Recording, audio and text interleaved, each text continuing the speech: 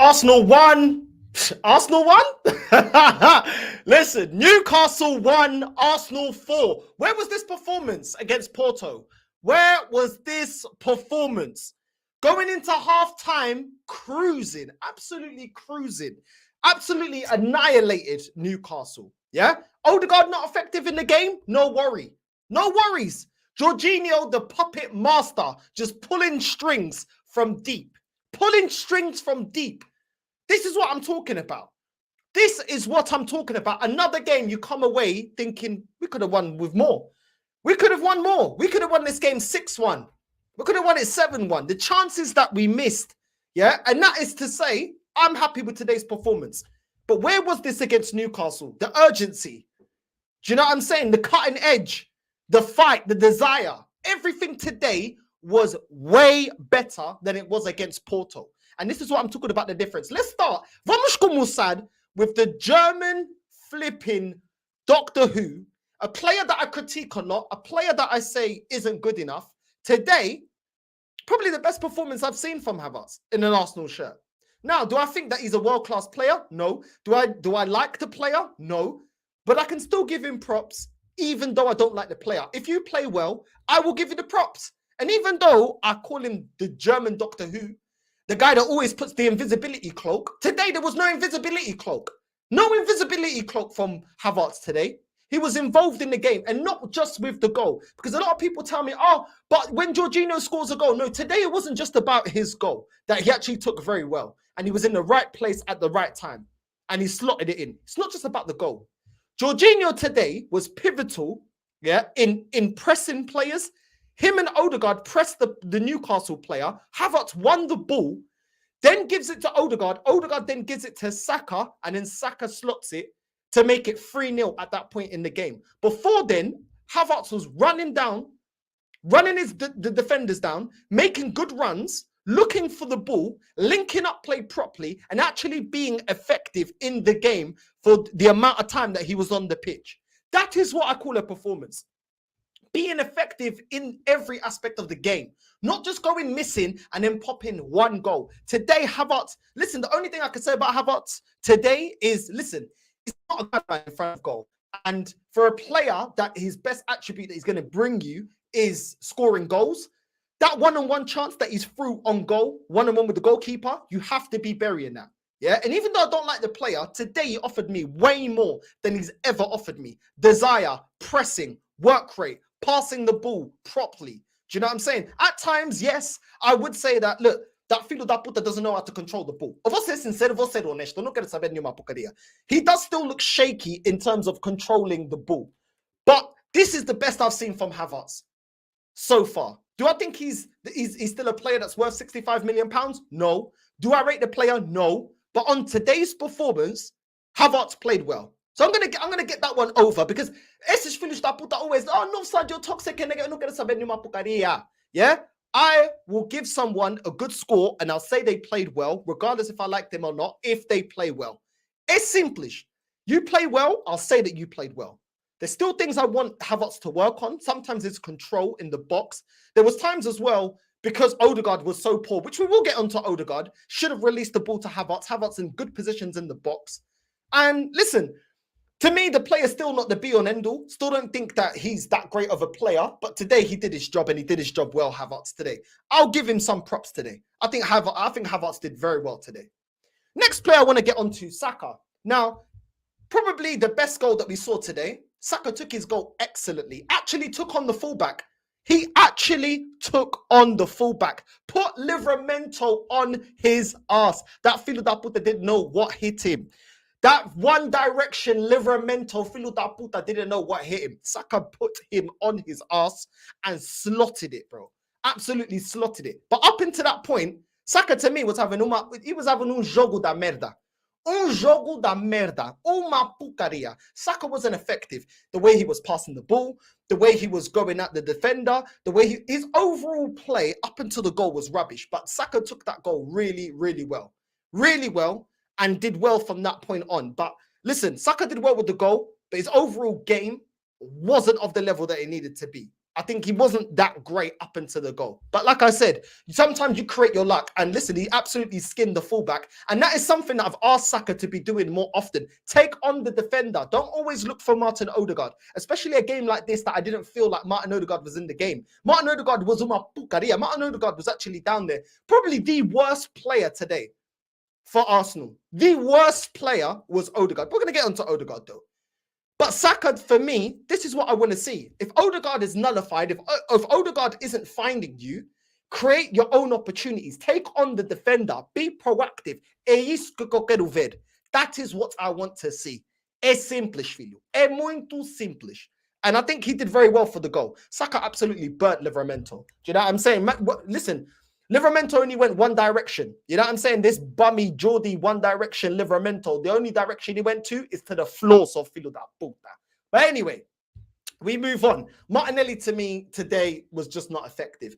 A lot of times his crossing poor, very poor, needs to work on his crossing. Wasn't taken on his man, wasn't effective. Second half, yes, before he was taken off, yes, maybe a little bit harsh because he was stretching play. He was starting to find a bit of space. But I couldn't begrudge Arteta taking off Martinelli today. I didn't think he was that great. I didn't think he was that effective, if I'll be completely honest with you. I think another game by Martinelli that he jumped at another stinker. I don't think he was that great. I really didn't. I can't remember anything that Martinelli did of any note in this game that was affecting us in the final third. I don't think his passing was that great. I think sometimes he was in good positions and maybe he was a little bit, another one that suffered from our front three, from Odegaard not releasing the ball fast enough. But I didn't think Martinelli was that great. His overall game wasn't that great. He still wasn't beating his man convincingly. He still wasn't crossing the ball convincingly. His passing was a bit off. I just don't think he was that great today. I can't lie. I don't think Martinelli was that good. Really wasn't that good. Now, Odegaard. This is why I call him the flipping High School Musical Norwegian Filho da Puta. Because this guy, this is what he does. For every good performances, we see this Bucaria performance once again by Odegaard. What was he doing today? How many times was Havertz waiting for that last ball in the box unmarked? Odegaard taking way too long. Way too long to release the ball. Then releasing the ball when the man's when Havertz is already marked. Release the ball, caramba. Pass the ball. Estás aí a gastar tempo por quê? For this one, another Bucaria performance again from Odegaard. And I'm not surprised. Do you know why? Because this guy has it in his locker. Rubbish by Odegaard. Not releasing the ball to Saka fast enough. Not releasing the ball to Havertz fast enough. Martinelli numerous times was in the box waiting for the ball. Odegaard taking way too long in the touches. I don't understand it, bro. Release the ball. A gastar tempo, a fazer nada, gastar tempo. I don't understand. The pass is obvious. Play the simple pass. Why does he take so long? This guy buffers more than my old internet from AOL, bro. Back when I had a Dell PC. This guy buffers more than LimeWire, bro. I'm telling you, Odegaard must be full of viruses, bro, because this guy buffers like LimeWire, bro. This filho da puta, release, passa bola, mo. For this, I don't get it. I don't get it. How many times was Havertz saying, pass me the ball? Pass me the ball. The guy's taking time. Taking time. For this, I don't understand it, bro. Bro, to release the ball, this guy passes the ball like it's Matrix, bro. Everything's slow motion. Slow motion, bro. Do you know what I'm saying? I don't get it. Just play the simple pass. You're able to do it against Burnley. You're able to do it against West Ham. You're able to do it against Liverpool. Why can you not do it against Newcastle? A Newcastle team that was offering nothing. They were doing nothing. They weren't playing the dark arts like Porto. They weren't closing you down every 5 minutes. We had space in this game. We had space, and you're flipping, breaking down every good counter-attack. Every time we're in dangerous positions. Just buffering on the ball. It's like, I just don't understand this guy, bro. Get Odegaard a flipping antivirus for that flipping blonde head of his. I don't know what he's doing, bro. Do you know what I'm saying? Lay off the flipping blonde dye and just focus on the football, so filho da puta. Não me estressa a minha cabeça. Odegaard was uma merda. Uma merda today. Uma merda. Now, Declan Rice today, this is one thing that I've seen from Declan Rice. Good performance, but he doesn't bring you what Partey brings you. He doesn't bring you what Jorginho brings you. Even when you release him to go further forward and look for passes, Declan Rice doesn't have that type of pass in him. He's very good from set pieces, but from open play, he doesn't find those pockets of space in his passing. He's not able to deliver those passes that cut through defenses. Even a game like today where you had Jorginho that was able to dictate from deep and also sit a little bit deeper, Rice had a lot more license to affect the game in the final third and be more effective in his passing. He just doesn't have that.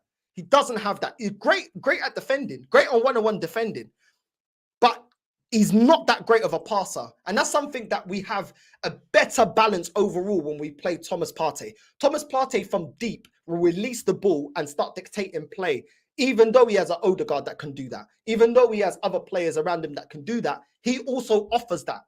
On top of being a good defensive midfielder that can shield the back four. Declan Rice cannot do that. Declan Rice is not that type of guy. Great for him being on set pieces. And once again, why weren't we having Declan Rice on set pieces against flipping Porto? Because once again, Declan Rice is on set pieces and we're scoring. We are scoring again. There's no surprise. There's absolutely no surprise. So I've been saying this. Look, he should Declan Rice still had a decent game. Not saying he had a crap game. But we're seeing the limitations to Declan Rice's game. He's not going to dictate play and play them diagonal balls and then long balls over the top and dictate play and find our final and find the front three from deep. That is more a speciality from someone like Partey and Jorginho. But Declan Rice had a good game, had a decent game. He just ain't that type of player. He isn't that type of player. And today, he had the license to show us that about his game. And I just don't think he has that to that level. Now, a player that does have that to that level, a player that can play in from deep, and a player for me that was my man of the match today, Jorginho. Today, immense man of the match. We were seeing Jorginho looked and said, "Oh, what? Odegaard can't find the pass. Odegaard can't find his man." No há problema, filho. Não tem problema aqui. Calma. Calma, não faz mal. Eu vou controlar o mambo. Vou controlar a situação.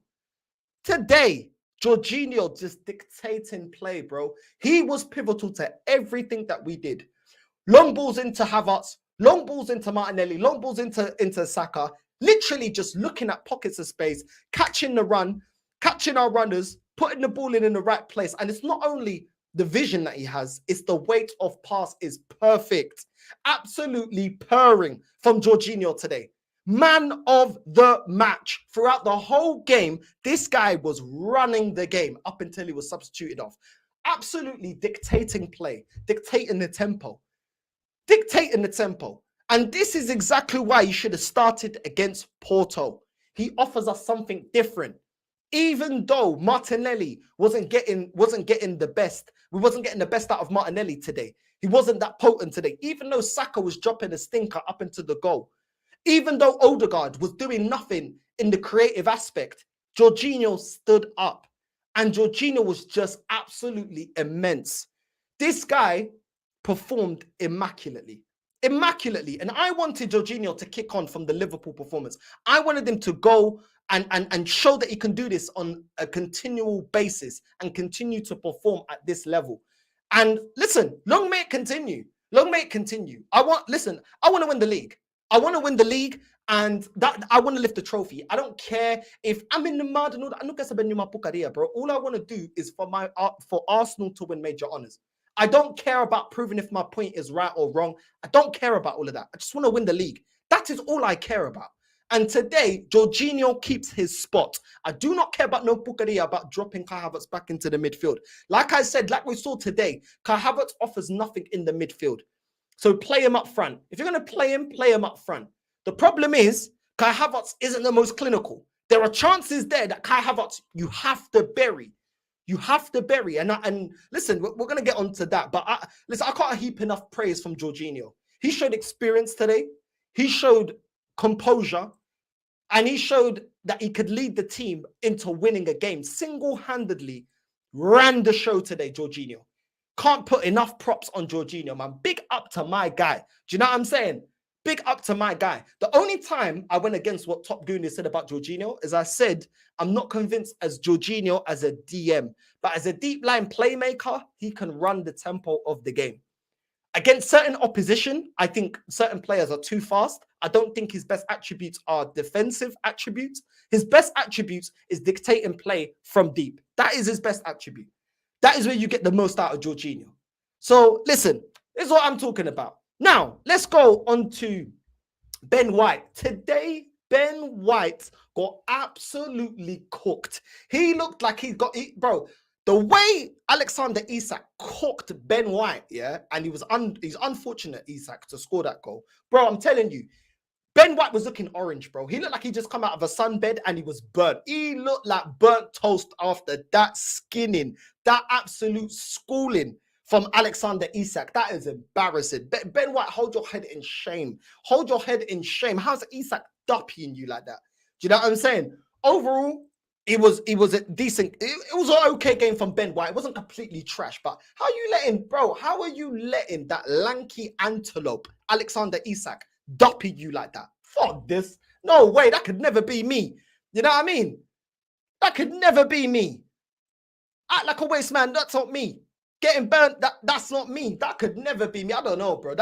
I don't know what's going on. The centre-backs today were immaculate. I think they did very, very well.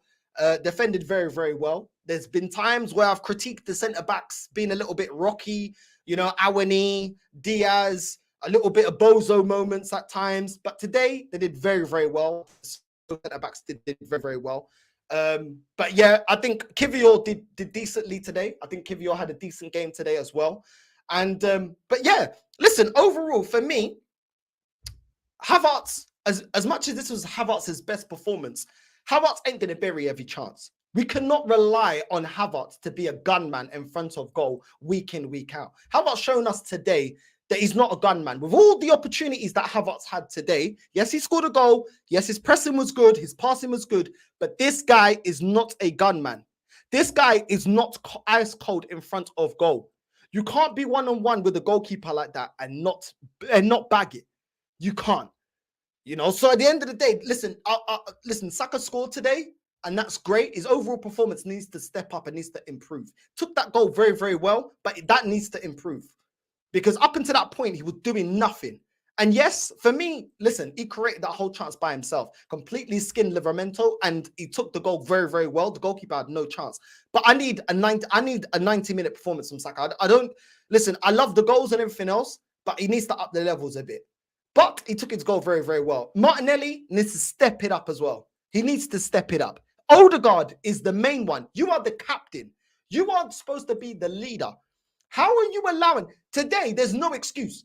It's not like Porto, where they just put 2 banks of 4. In the second half, if anything, Newcastle actually started to try and get into the game, started to chase us, started to try and do something different. They took off Isak, they took off certain players, they took off Almiron, they started bringing on Barnes, they started trying to get into the game and get a goal, and ultimately they got a goal with Willock, which is another goal. That is listen, the Willock goal for me, where was Rice and where was Ben White?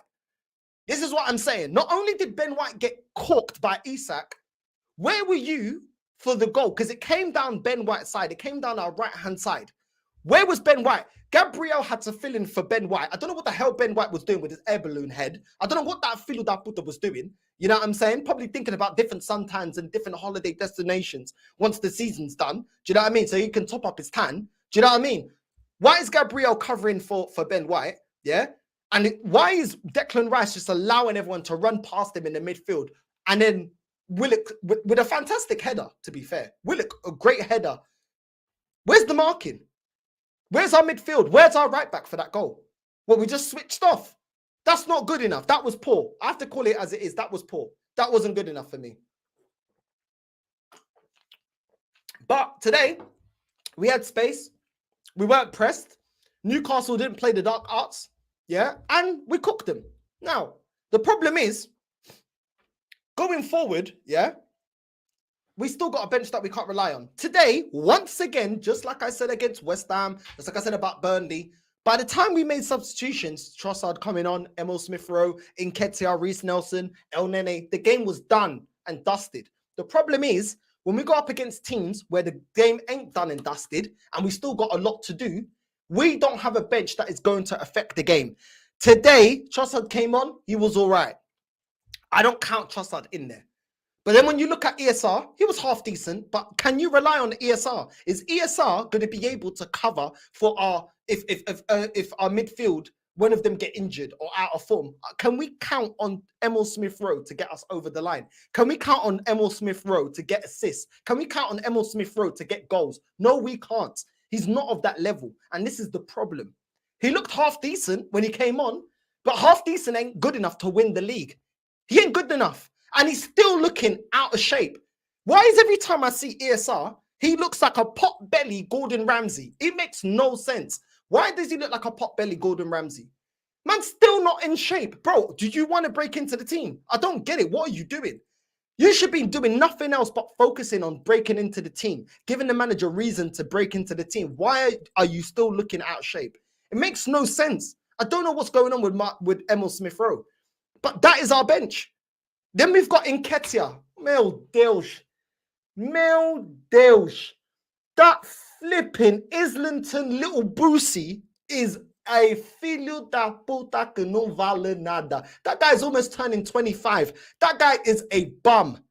He's an absolute bum. Man looks like Jazz from Fresh Prince of Bel-Air, bro. Nketiah is Jazz from Fresh Prince of Bel-Air, bro. Man ain't Will Smith, bro. Man is Jazz. He's a side man. That is what he is. He ain't good enough. How are you getting to 25? Bro, you're supposed to be hitting your prime. You're supposed to be hitting your prime. And you're looking like Lil Boosie on Vlad TV. Nah, this filled up with this trash. Eddie Nketiah is not good enough. And this is what I'm saying. This is our bench, though. These are the players that we're relying on if the game ain't going the way that we need it to go. It makes no sense.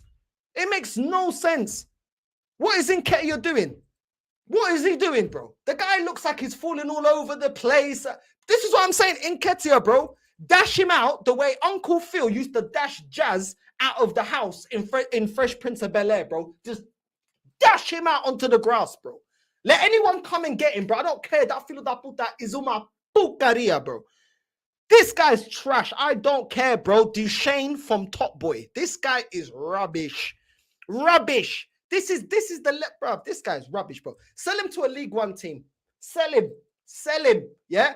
Get Uncle Phil down here and get him to throw Nketiah out of the stadium, bro. Because this guy's rubbish, bro. This guy's absolutely rubbish. You know what I'm saying? I've had enough. I've absolutely had enough of Nketiah. Watching Nketiah just hurts my eyes. Yeah. And then when you look at the rest of the bench, you got Reece Nelson. Oh, the guy just ain't good enough, bro. The guy ain't good enough. Do you know what I mean? Some Islington NBA young boy, bro. This guy is not good enough. This guy is not of the level. This guy is no one that's going to take us anywhere. What did Reece Nelson do when he came on? Please explain to me. Me explica so. I don't understand. Do you know what I'm saying? So this is what I'm saying when you're looking at the bench here. The bench stinks. You got Mohamed El Nene coming on. The Pyramid Pirlo coming on. Do you know what I'm saying? The Egyptian belly dancer. You know what I'm saying? Man's normally giving out Turkish tea. What is this guy doing? What does he bring to the team? Bro, this is what I'm saying. His bench is not good enough. And people do not be fooled. It ain't good enough. Do you know what I'm saying? Because we've got Lil Boosie on the flipping bench. Nah, man, tô cansado. Nah, tô cansado. I'm sorry. Nah. You know what I mean? El Nene looks like The Weeknd, bro, before you got a flipping deal. You know what I mean? With Atlantic or something. Nah, bro, I'm done, bro. That man looks like a broke man's flipping Weekend, bro. I'm sick and tired of seeing El Nene coming up, bro, rising up like the Undertaker from the dead. I don't need the Egyptian Undertaker. I need a proper footballer.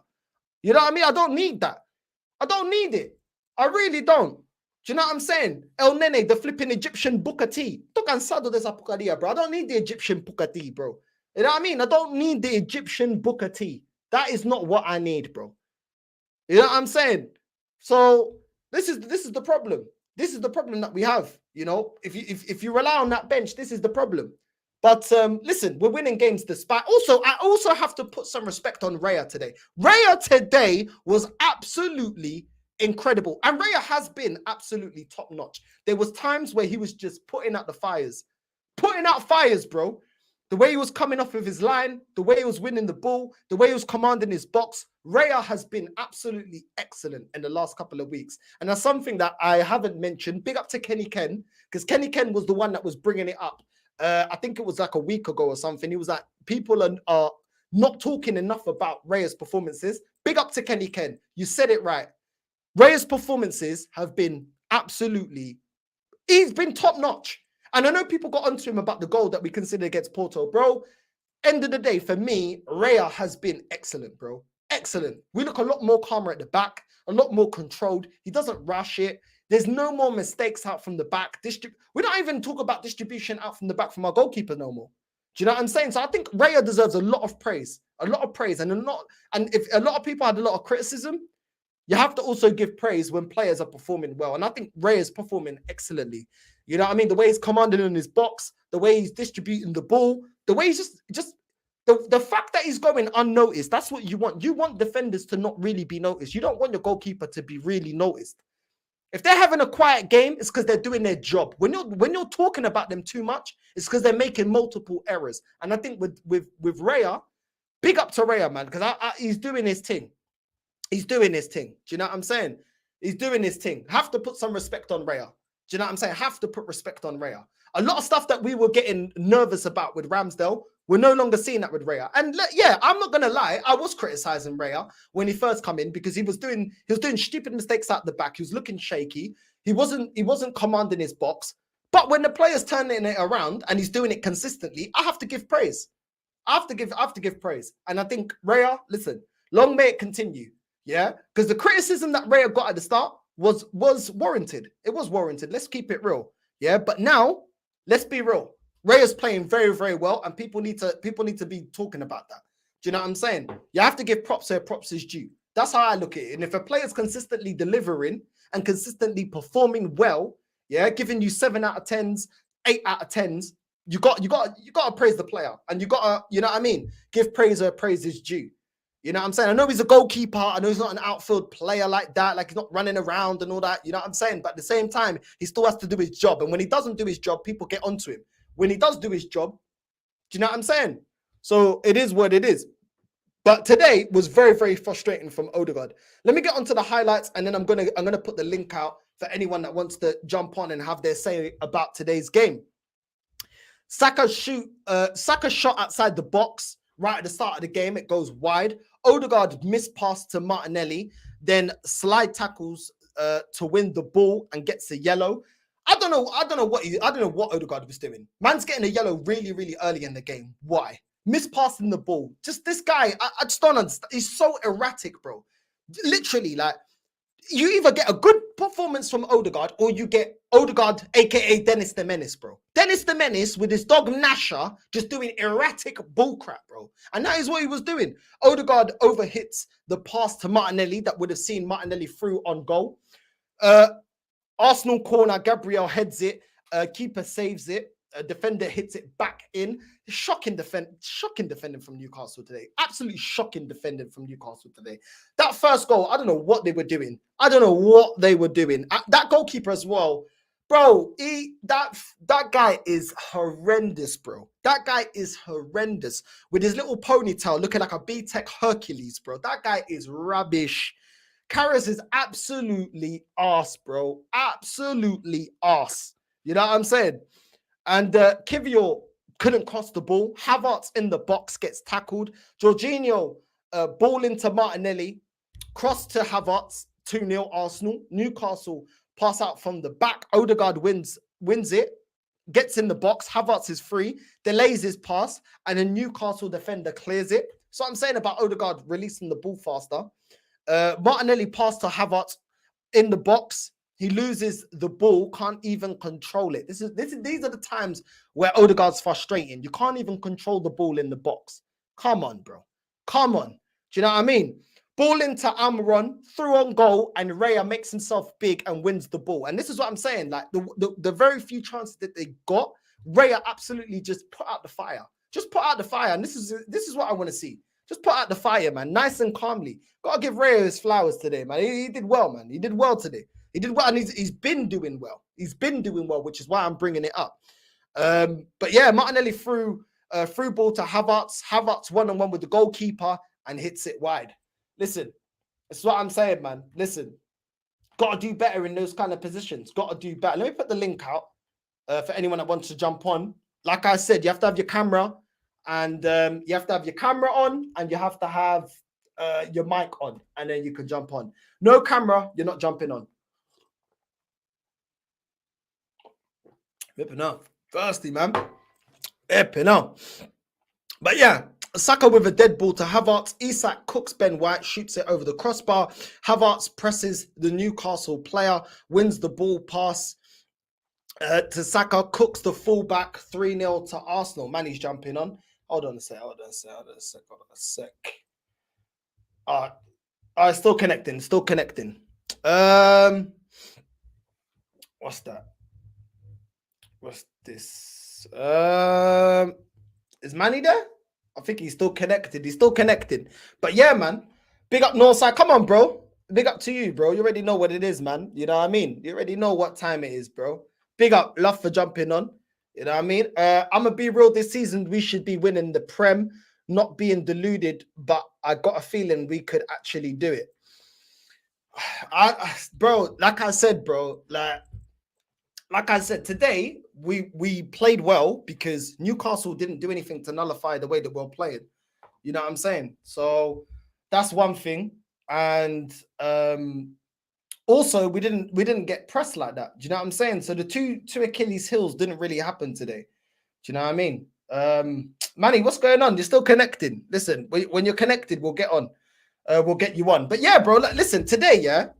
The way that we play football wasn't nullified today. And like I said, when the way that we play football isn't nullified through a proper low block and being pressed in the midfield, yeah, we've got goals in us. We can score goals.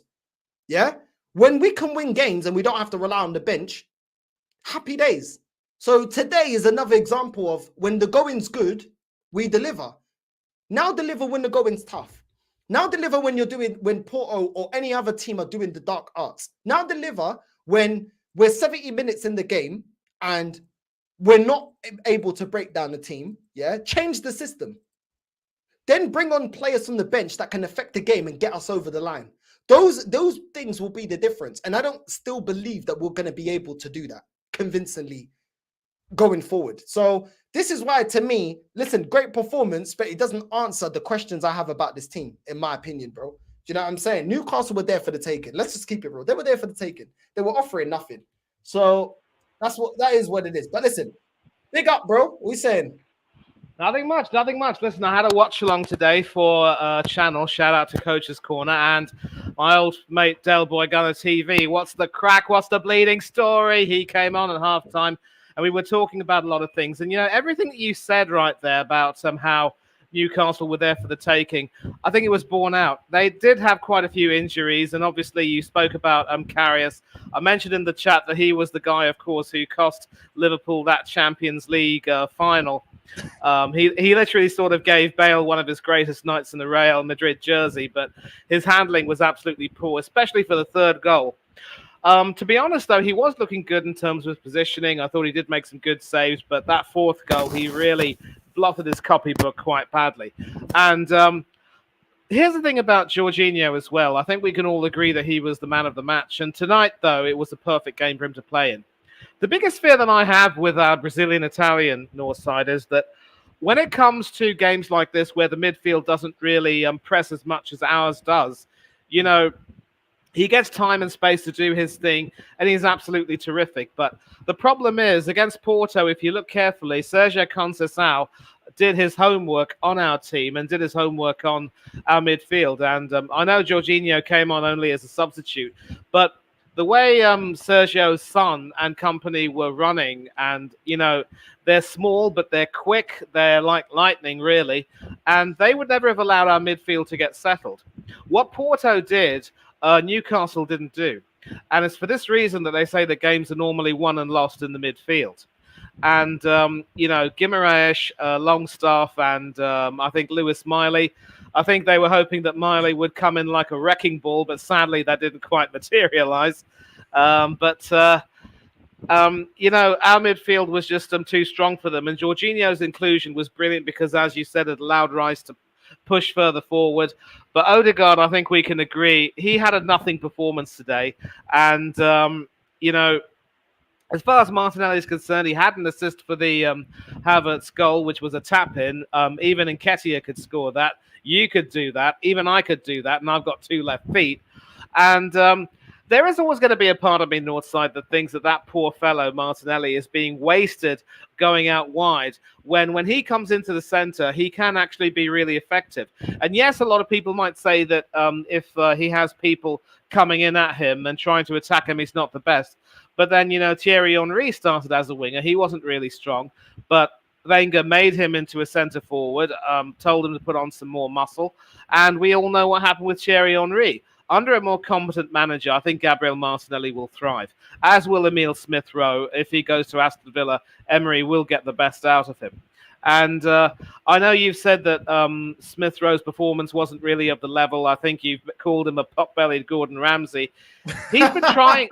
He's been trying, though, Northside. And a guy with his injury record, obviously, he does need to sort of get settled into the game. But he's one person, I actually like to see get more minutes, especially ahead of that German donkey, not giraffe, donkey. Because you can see the effort he puts in, how much he loves the club. It's just unfortunate, though, that I don't think he'll be with us for much longer because his injury record simply has cost him so much in terms of game time and opportunities. And I will say right now that it was a fine performance against the Newcastle team that were affected by injuries. I don't know if necessarily Dubravka would have done much better in goal, but he would never have conceded that forced shot. He would have pulled off some more saves. They tried to replace Dan Burn with Livramento. Fat lot of good that did. I loved it, the whole Newcastle One Direction kid getting put on his backside, and that is what happened for Saka's goal. But also a word about the defending. Sven Botman and Fabian Schär were absolutely awful. And that third goal, how do you as central defenders allow a nothing shot from Saka to go between your legs and past your goalkeeper? I mean, that was awful, really. We played brilliantly, but Newcastle were just there for the taking. Lambs to the slaughter. Magpies ready to get cooked. I know magpies can't be eaten, but, it is what it is. And what you said there before I came on, can we do this consistently? Can we make this sort of performance against teams that are going to come hard at us? Because if we were to take a look at the upcoming run-in, before Manchester City, we've got a resurgent Chelsea, who are, of course, playing in the League Cup final tomorrow. And this is the same Chelsea team that that held City to draws. 4-4 at Stamford Bridge and 1-1 at the Etihad. So, in as much as Chelsea aren't the Chelsea of old, they're blowing hot and cold. They do seem to have hit a decent patch under Pochettino, so they're not going to be easy. Then, of course, there's City at the Etihad. We've got Villa at back home at the Emirates, and this is going to be the time when performances like this have got to be repeated against much better teams, and that's why, as your title says it all. Where was this performance against Porto? Although Porto did their homework, Eddie Howe didn't. He put out a toothless team, and they got completely sliced open. And that's pretty much all there is to it. Mm-hmm. Yeah, I expected more from Newcastle because I thought they would just try to replicate what Porto did. I think it'd be a lot easier than them trying to, play expansive football. I thought like they only really tried to get into the game in the second half. Yeah. I think the first half they were completely non-existent. But I think, listen, Jorginho was excellent today. I think we need that combination that we know that Odegaard in certain situations is going to drop stinkers. He's going to fade out the game, not really be involved. I felt kind of frustrated for Martinelli. I know that Martinelli wasn't amazing, but Martinelli got himself into very, very good situations and good positions in the box. And he was waiting for the last ball, and Odegaard was just not releasing the ball. And that's not really down to Martinelli. I can't put that down to Martinelli. That's Odegaard not playing the obvious pass, and sometimes the best pass is the obvious pass. You don't need to overthink it. And I think sometimes he buffers on the ball because he can't make up his mind. Do I release it to Martinelli, or do I take an extra touch, or do I release it first to Saka, or do I pass it to Jorginho? And that kind of, as soon as when Odegaard just plays more instinctively, I think he's a lot better, bro. He's a lot better. Exactly. Long. Exactly. There was actually one really sumptuous back heel pass in the penalty area, which I think found its way to Saka. But the big problem is with people like Odegaard is that they just don't have the consistency to keep that up for 90 minutes. And even if he does, it's really against nothing teams, be it your Bournemouth or your Sheffield United. Of course, next Monday we've got Sheffield United. Expect another masterclass from him and having everyone fawning over him. You know, Dennis the Menace, Justin Bieber, he really is a little boy. And I'm sick and tired of a lot of people on Twitter saying, you know, now that the captaincy is with Odegaard, it means something again because of the example he sets. No, unless he actually steps up in big games and wins a trophy, he will be a failure as captain. And there's not going to be any exception to that. Even Aubameyang, as much as we criticize him at times, he'll always be a part of our history as an FA Cup winning captain. 2 goals in the semi-final, 2 goals in the final. What more could you ask? And, you know, that's sort of the way it is. And Saka also, you pretty much, Porto doesn't need to score in the second leg. We need 2 goals. This is another thing, though, because we can talk about the Porto game.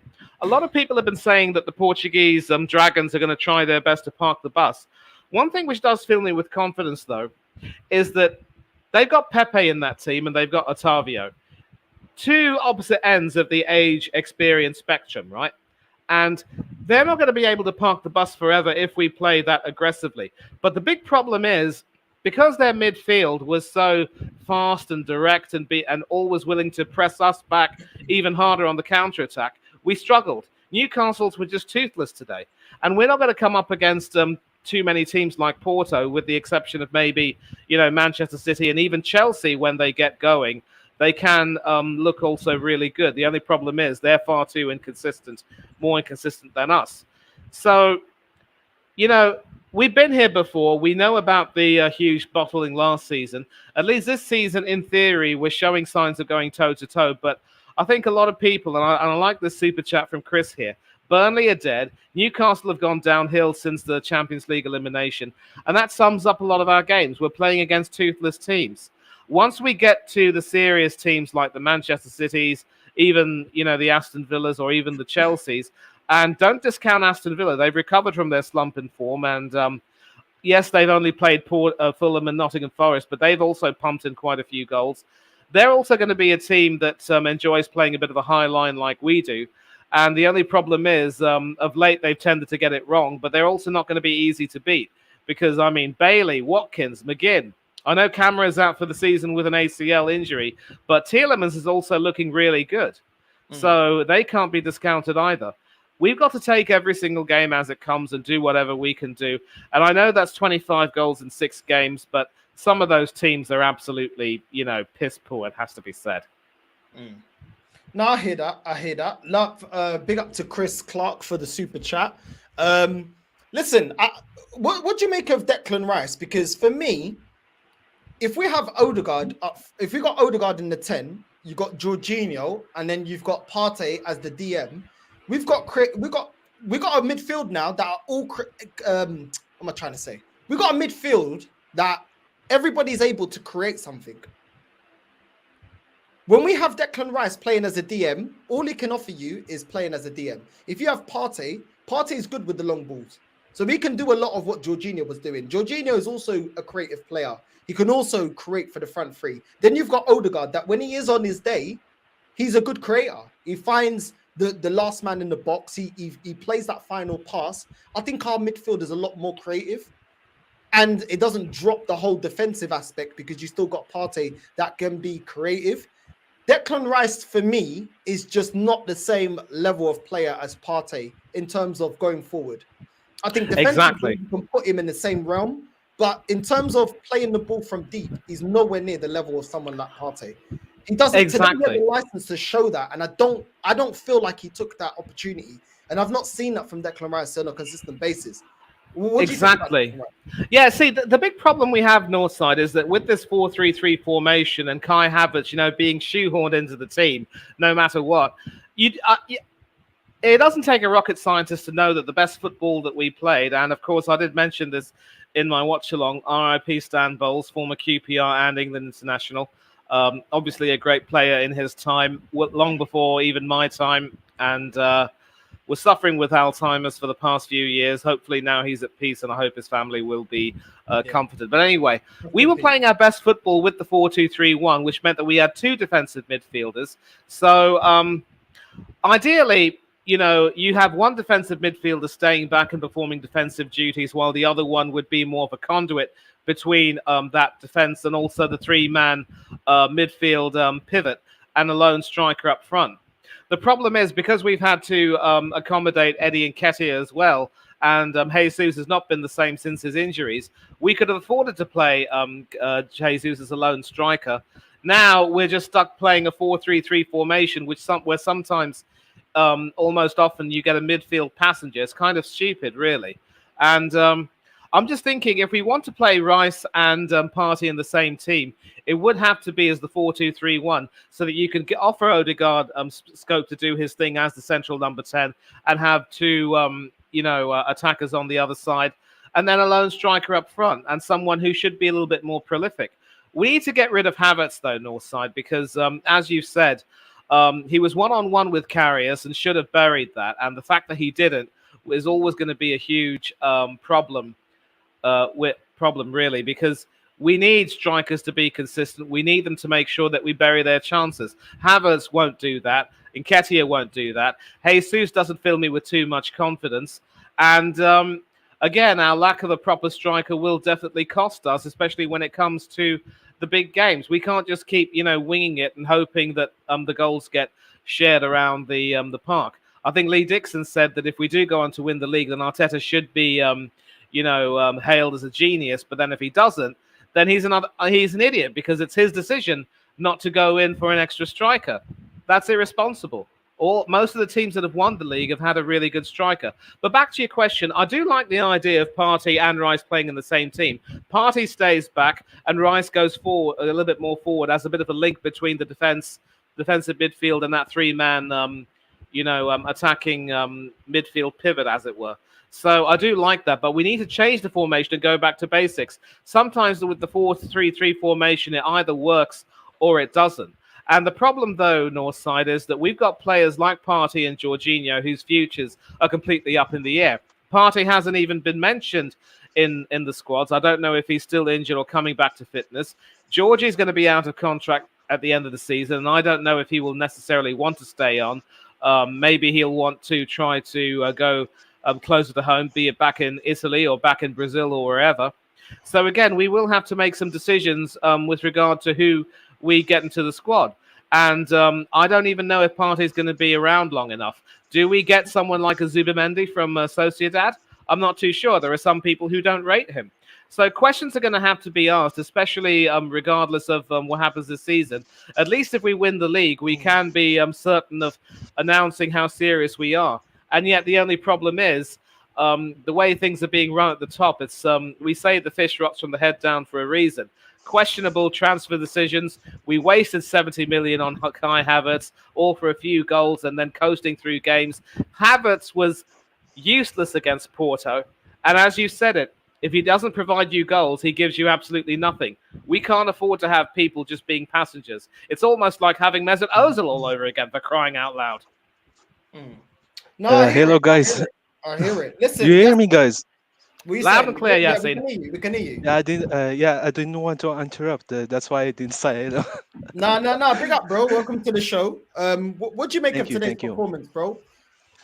It's a good performance, but Newcastle is not a good team. You can see they lack. Their press is not good. It's not like the Porto were tactically better. When we played Porto, they were tactically better. They played good. They know what they were doing. And their coach is better. So I'm not moved. Arteta must do something for the Porto game. He must prepare a plan. I'm thinking he should, try wing backs. That might work. Wing backs with 3 forward, Saka and Martinelli, and maybe Trossard. That might do something, but the 4-3-3, like you said, Manny, it's not a.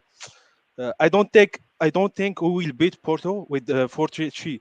We need to surprise them. We need to try something new. If we don't try something new, I think we're out of the Champions League. But today the signs were good. We can score goals, but the side we were playing is not good. We should do better against the good side that can defend.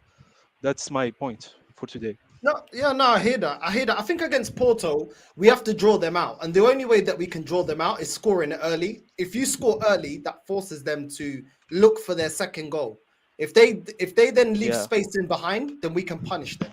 So we kind of do have to go at them in a sense of we need to score. Because if we don't score, it's in their hands and they can sit back. They have no incentive to go forward. And they don't want to go forward. They're not going to want to play a high line with 40-year-old Pepe in the back. That's the same thing that Chelsea were doing when they were playing a high line with Thiago Silva out the back. When you got a 40-year-old defender, you don't want to play a high line.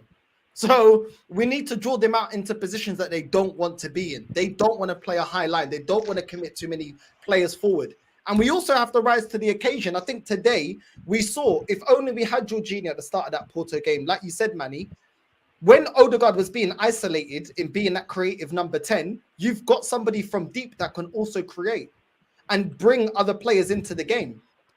Because today, we saw that even when Newcastle was trying to nullify the space, Jorginho was still playing those long balls over the top. And there's something that Thierry Henry said in one of his recent interviews. He goes, I used to sometimes chip the ball up in the air because defenders can't defend the air. They can't defend the air. How do you defend the air? You can't defend it. So it makes them think twice. When they're looking up at the ball, when you're playing long balls up at the ball, sometimes they miss their runner. And we know that we got fast wingers. So with those long balls through and behind of Porto, when they're looking to header it or get onto it, if we got somebody trying to win that ball, and then we've got runners in behind, we can catch them out of position. We can catch them cold. So listen, maybe that's what we need to do, but we definitely have to score. Yeah, but Northside, here's the problem. I did also mention that Georgie doesn't really have that much of the legs anymore. And I also did say, remember, that because Porto's own attacking midfielders, the likes of Francisco Conceição and others were, running hard at us, they never really allowed us to really do our thing. And I did say that Georgie needs the time and the space to do his thing. He's not going to get that against this Porto team, especially how well they're drilled under Sergio Conceição. I think you might remember seeing him play for Portugal. He was an accomplished defender back in the day. So he also will have that side well drilled defensively and also, get them on the midfield. And he had, of course, done his homework against us quite brilliantly. I'm hoping, that we'll get our act together. But here's a stat. Under Arteta, we have not won any of our home knockout games in Europe. We lost to Olympiacos 2-1. Got out on the away goals rule. We lost to Olympiacos 1-0 the following season, but we beat them 3-1 in Greece. So, that was beforehand. So we secured our spot beforehand. And of course, do not get me started on the Sporting Lisbon debacle. Gonçalves from the halfway line and Ramsdale not saving a penalty. Yes, we have an improvement in David Raya, but I want to see him really, rise from that and go to an even higher level before we can really praise him.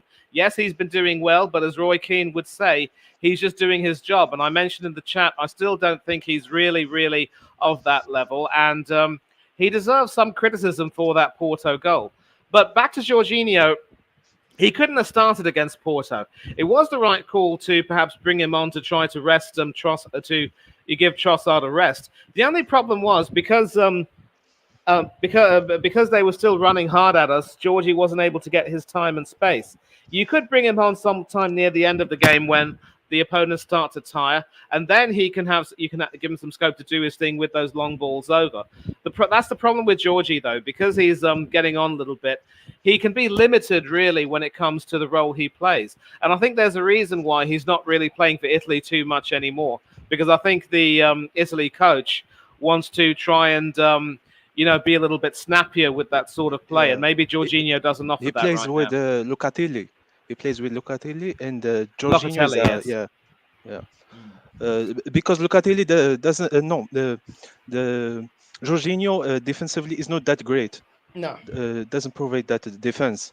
Mm. Yeah, yes, he provide that progressive pass, that long pass, but defensively is not that great. I watched the Italy versus Ukraine. He played that game defensively. He didn't do his job. Instead, the players like Fratesi did the job and did the defense. That's why I think Rice and Jorginho is a good duo. That's yeah. What's your guys' thoughts about the 4-2-1-3? That's a good formation. Arteta doesn't do that formation. A 4-2-3-1, you mean? Yeah, He used to do that. He played a lone striker, but then Jesus got injured. We had to accommodate Eddie Nketiah, and that's why we moved to a 4-3-3. And now we're still, for some reason, sticking with a 4-3-3 when 4-2-3-1 is when we play our best football. I just think Northside, Arteta needs to show some balls and say, you know what, I can't risk playing Havertz in the game, because if we don't have Havertz in the game, we don't have a passenger. Everyone else in that starting 11 will be forced to step up their game. I would love to see Smith Rowe get more minutes, but as you said, Northside, he just doesn't look quite fit yet. But there's no denying I that think boy has talent. Havertz is not the problem. I think the way we need to support Saka, we need like wing backs to overlap Saka or overlap Martinelli. Like we need to play Cedric. Like you said, Northside. The other day you said we need a plan B. We need a plan B when the plan A doesn't work. We need like to bring on Cedric or to bring on another fast player to overlap the attackers. That will help. Yeah, I think Yassine's frozen, but Yeah, Northside. The problem. Yeah. But we could even, bro. There's different things he can try. Could even try a 4-4-2. Yeah. Like play Trossard and Martinelli up front. Try something different. Do you know what I mean? Have a different type of plan to break teams down. The problem with this coach, we have like the previous failures. He doesn't try new things. What he sticks with one plan. Trossard was dropped today, yeah. So he's Yeah. made Trossard accountable for his performance against Porto. Why isn't Yeah. Odegaard? I think Odegaard should also Yeah, be yeah. made to be dropped as well. Start Fabi Vieira. You brought him to the club. At the end of the day, this is the thing that I don't like about Arteta. Odegaard can drop 2 stinkers in a row, and we all know that he's going to start against Sheffield United. I think he should be dropped. Because even if Fabi Vieira doesn't take his chance, Odegaard knows that if I don't perform, I'm on the bench. You'll get more from him, because then you're instilling more accountability. Absolutely. And I think that needs to be done, because how many games is Odegaard going to drop stinkers, yet he starts week in, week out? As soon as Trossard drops a stinker, he's on the bench straight away. He's on the bench. Yeah, yes, you're right, but it's too late. It's too late. Like if the timing, like imagine if Fabio Vieira drops also a sinker and we lost this game, you know, and we didn't score the goals. Like the timing is not great, because if we lost this game, the league is over. We lost the league. So he should have done this before, you know, in the first games, like the game against Manchester City, like that game, he should have brought Fabio Vieira. Yeah, listen, we got But Rizzy. it's too late. It's too late. We got Rizzy. Rizzy, you there? Yo, What you saying, bro? Love for jumping on. What's your thoughts on today's game, bro? Bless up. What you saying? What's your thoughts on today's game? It's a good game, and I glad that we responded in the way we responded. I'm glad that we didn't fold under the pressure, and you can see that this team, our mentality, the mentality is building. And because seasons ago we would have crumbled. Am I lying? We would have probably draw this game, probably lose this game, and then rival fans would be on us. Pundits would be on us. Oh, see, now is the crumbling starting. Now the wheels are falling off. They're going down. Hi ho, down the table. All that BS. But it was a good win, and I just hope we could keep applying pressure on to Man City and Liverpool and take it all the way. And as your title said, where was this performance against Porto? They went and shit all over the pitch in Europe, but now they clean up their act, and I like what I've seen. I hope we can put in the same type of performance against Porto and slap them and move on, because people can't wait to see us fall out of the Champions League to jump on our backs and say, oh, look, no European heritage, no experience. The Champions League isn't for everyone. They can't wait to be saying all those things. So I just hope we can just take it all the way and, see what happens. Do you know, I mean, I don't know how you see it, but I think some of that comes from the rivals, because some of the fan base get a bit too excited in the way that they talk about Arsenal in Europe. Making combined 11s with Real Madrid, saying bring on Bayern Munich. We don't have the heritage to go up against these teams, and we just have to take it one game at a time. And I think there's been things that everybody as the fan base wanted to be addressed before this season that hasn't been addressed. So when Arsenal fans, and like I said, not everyone said that, but when some fans go on, and we know that Arsenal fans are very loud on social media saying, Saka's world class and this player's world class. Well, when you're labeling your team good enough to be in starting 11s with Real Madrid, when you're calling your players world class, with that comes an expectation.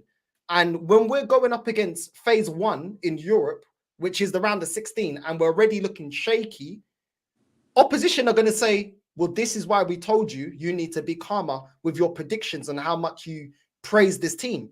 Because you can praise this team in the Premier League, but in Europe, we've been beat by Villarreal. We've been beat by Olympiacos. This is under this manager. We've been beat by teams like Sporting. These teams they're not powerhouses of Europe. So when people say, oh, we're in the Champions League, we're going to do this, we're going to do that. Well, even in the Europa League, this manager's underperformed. Unai Emery, when he didn't have all his players and a toxic squad, was able to get to a European final. How could he do that with a toxic squad? And this manager spent 640, got his players in, and this guy is still getting embarrassed by teams like that. Teams that we should be slapping have defeated us in Europe. That is where the rivals are saying they can't wait for Arsenal fans to be humbled. They're talking about that section of the fan base. Yes, because I know, you're right. Because when it comes on to the Arsenal fan base, we're split in half. You have the level-headed ones, and you have the super deluded ones who gas everything up, and then the saying, the good suffer for the bad. So all of us have to take the heat when it all come crashing down because of those fans and their ridiculous predictions and not being able to reason on a level basis, But in regards to all the old easy world class talk, just the other day I was on a different stream telling them this world class talk, the way I see it going is to just leave it until the next World Cup. It's in 2 years' time where they putting up Saka and Foden together.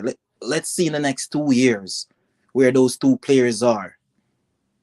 And before we could talk about this world class thing, because the players, they're still leveling up. They still have levels to go up. So I don't see why they're even comparing two players that play in two different positions, even though Foden plays on the right sometimes. But I don't get it. I feel they try to put the pressure on players too early, and it doesn't always work out. Yeah, man. It's ultimately about, is my team winning major honors? That's all I really care. All of this about my player is better than your player, it's irrelevant.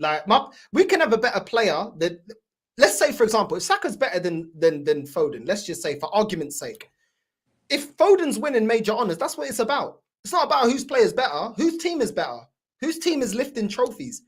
Anything else is irrelevant. It's kind of like top four race. Oh, is yours in the top four? Who cares? Who won? Thierry Henry once said in an interview that at the end of the day, the question is, what have you won? When you're jumping up, raving about, galloping, going on and on, at the end of the day, what have you won? Mm. Yeah, No, facts. that's Facts. that has stuck with me. What? This is what I So mean. Like, listen, I don't think. Look, I think it's kind of irrelevant. I think today you're right. Today we performed because today a lot of people said if we lost today, we would have been out of the title race. We performed against Liverpool. If we would have lost that game, we would have been out of the title race. We performed. So yeah, we can give props where props is due. We haven't crumbled. Where in recent times we would have fumbled. You are right in saying that. In recent years we would have been. Oh, it's a pressure game. It's a must-win game. We would have fumbled it. We've risen to the occasion. Now we need to continue and rise to the occasion at the latter end of the season because Liverpool won against Liverpool. Liverpool won against Luton. yeah, Man City won 1-0 against Bournemouth. People have been saying, oh, look at Liverpool. They got injuries. They did their job. Oh, Man City ain't looking that great. They still got the 3 points. Whether it's a 1-0 or 2-0, you still get the same amount of points. We won today 4-1. We don't get more points because we scored more goals. So ultimately, we're still applying the pressure and we're still in the race. And yeah. I That's all agree we. with you. That's all we have to do. That's all we can do. Yeah, no, I hear that. I hear that. Listen, big up to everyone. Big up to yourself, Rizzy, for jumping on. I think first time on the channel. Yeah, You know what respect, I mean? man. Manny, love for jumping on. Yasin as well. Your debut on the channel as well. Love, bro, for jumping on. Yeah. And yeah, man, listen, we won today. We got what? Sheffield United next? Yeah. Yeah. What's everyone's prediction? I'll start with you, Manny. What's your prediction for Sheffield, bro? 5-0. Not even worth discussing, to be honest. And listen, prepare for an Odegaard hat trick and people fawning over him saying what a captain's performance that was. That is the sort of match Northside where, the Norwegian Justin Bieber will shine. And he'll go missing in another game. But 5-0. Cool. Yasin, match prediction? I think 4-0 and we should try to not concede. That's my prediction. Okay. Rizzy? All right, I'm gonna go with 3-0. If we get more goals, I'll appreciate that. But fans needs to calm down. Not every game we're gonna smash teams 5-6-0. Okay, there are gonna be games where we're gonna just do a smash and grab like what Porto did to us. So the fans need to understand that also. No, I hear that. Listen, as long as we got the 3 points, Yeah, as long no as one's gonna be arguing. Yep, You know what I mean? exactly. As long as we got the 3 points, all we need to do is get it over the line and win a major honor. Do you know what I mean? As long as we do that, I don't care how we do it. As long as we do it, you know what I mean. If we do a 1-0 to the Arsenal to the end of the season and we lift the major honor, I'm not going to be complaining about that because ultimately we did what we needed to do. So I hear that. Yeah, Listen. and against Sheffield, I wouldn't start Saka. I would start Reece Nelson. He should rest a bit because he played a lot of games, and Saka doesn't get dropped. And no, yeah, I realized that Arteta nowadays he started taking off Saka early. He's kind of learning his lesson, running this kid into the ground. But I agree, he needs to give Saka more rest, but he started to take him off in games now. I don't know if it's because we were winning by so much goals, because I was gonna say a few seasons back, Saka will be playing 90 minutes odd games, which is totally mad. yeah, that's not.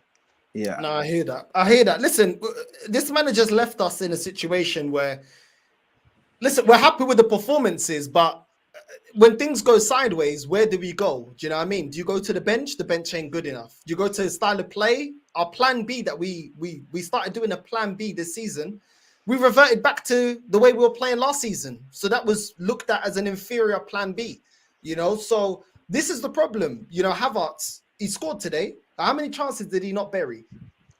This is a problem. Odegaard's not firing. Who steps in for the number 10 situation when Havertz isn't firing? Because right now, Fabi Vieira should be banging on his door saying, how am I not getting the game? How am I not getting more time? There's nothing that Odegaard is doing currently that warrants him being in the team.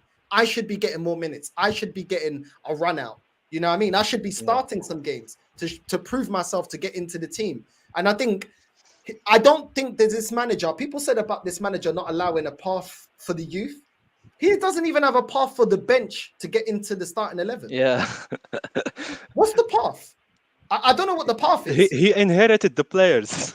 Listen, the only time this manager will go to the youths or the bench is if his back is really against the wall. That's Exactly. how Smith Rowe got into the Yeah. team. Like people forgot. You remember that Christmas when he had to throw Smith Rowe in? Smith Rowe only got in the team because his job was on the line. Desperate times call for desperate measures, and Smith Rowe proved to be the hero. And funnily, of course, against Porto, we had a guy named Heaven who was on the bench. But what was the use of having Heaven when we needed Jesus? And sadly, not even Jesus would save us. Bro, on that bombshell, we're gonna wrap up. Listen, familia, make sure you're liking and subscribing. Make sure you're hitting the bell notification. And without further ado, we're out, caramba.